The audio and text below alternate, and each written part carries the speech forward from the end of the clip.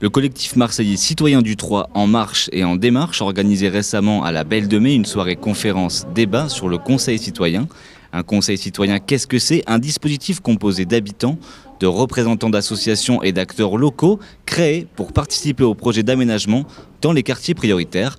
Un dispositif qui demande donc une mobilisation des riverains pour proposer des projets. Mais alors, comment être sûr que ce travail aura un réel impact? Est-ce que vraiment on va rentrer dans le pouvoir de décision? Je pense que la loi est très claire là-dessus. Le Conseil citoyen a un pouvoir dans la décision, de l'amont du projet tout au ton du projet. Je pense que très vite, dès que les habitants comprendront cela, ils auront envie de s'inscrire dans les conseils citoyens. Aujourd'hui, vraiment, c'est une question majeure. C'est qu'on ne peut plus laisser les habitants à côté des projets. C'est un enjeu de la qualité du projet lui-même et c'est un enjeu de l'appropriation du projet. Les habitants, justement, nous sommes allés leur demander ce qu'ils en pensaient à la sortie de cette conférence débat. Je trouve ça intéressant comme projet dans le sens où il y a une nouvelle piste d'appropriation par les habitants de leur quartier, d'action et de mobilisation. Donc ça, il faut voir comment ça peut avancer dans ce quartier et comment ça peut prendre corps. Ça m'évoque qu'à un moment donné, les gens se prennent en main et ça, c'est plutôt une bonne chose. Je pense que c'est, comme toujours, c'est les dispositifs institutionnels, c'est pas la révolution, mais c'est quand même une porte qui s'entrebâille. Donc je crois qu'il faut, à partir du moment où une porte s'entrebâille, on met le pied dedans et puis on entre. Les conseils citoyens, pour moi, c'est ça, quoi. C'est qu'on ait plus de place dans ce qui se passe, dans ce qu'on a envie d'une ville, dans comment elle fonctionne, de la transparence. Voilà. C'est bien de parler. À Marseille, on aime beaucoup parler haut et fort, mais après, faut agir, faut le faire. C'est autre chose de le mettre en œuvre. Le Conseil citoyen est indépendant. La loi du 21 février 2014 lui donne un réel pouvoir de décision dans les projets d'aménagement du territoire. Il reste maintenant aux habitants à se prendre en main pour constituer ces conseils, faire valoir leurs droits et entendre leur voix. C'est prioritaire, un dispositif qui demande donc une mobilisation des riverains pour proposer des projets.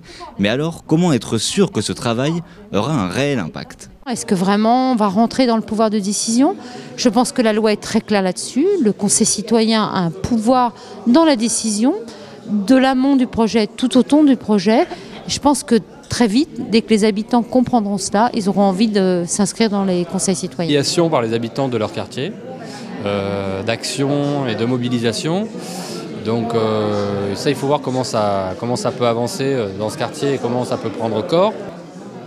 Ça m'évoque qu'à un moment donné, les gens se prennent en main et ça, c'est plutôt une bonne chose. Je pense que c'est, comme toujours, c'est les dispositifs institutionnels, c'est pas la révolution, mais c'est quand même une porte qui s'entrebâille. Donc je crois qu'il faut, à partir